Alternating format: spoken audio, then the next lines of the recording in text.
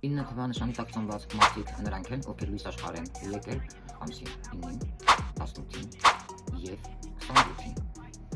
Այդ տեսանյութը հենց ձեր մասին է եւ ձեզ համար իմ անգին եւ անթերի ինյակն է։ Ոչ սա կոմպլիմենտ չէ,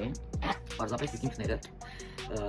ձեզ շատ բարձր կարող եք գնահատել, հա։ Իսկ մնացածին փառատանապես միգուցե արգելված է ձեզ կշտամբել։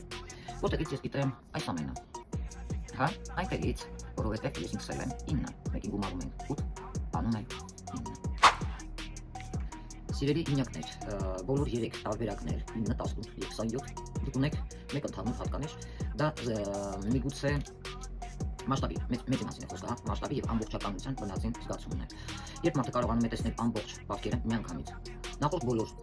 8 էներգիաները, թվերի մասին է խոսքը, ավելի շատ կենտրոնացած են հենց դետալների վրա, նույնիսկ 7-երը, հա, տեսնում եք, այստեղ եւ 8-երը ավելի շատ կենտրոնացած են այդ պատկերների հենց առանձին հատվածների վրա։ Ինյակը պետք է զգա հենց վերջնարդյունքը դեռ այն ժամանակ, երբ գործընթացը դեռ նոր է սկսել։ Որպես խորհուրդ, ես ձեզ ինչ խորհուրդ կարող եմ տալ։ Եթե դու օրինակ ինյակ ես, որոնք ես տվացի, հա, ասեցի ձեզ, բայց չեք կարողանում կարդալ տեղեկատվությունը, չեք ուզում իրավիճակի ողջ իմաստը, հա, չեք զգում եւ տեսնում եք միայն առանձին կտորներ, դա նշանակում է, որ անհրաժեշտ է աշխատել ձեր գիտակցության, սեփական գիտակցության վրա։ Այսքանը։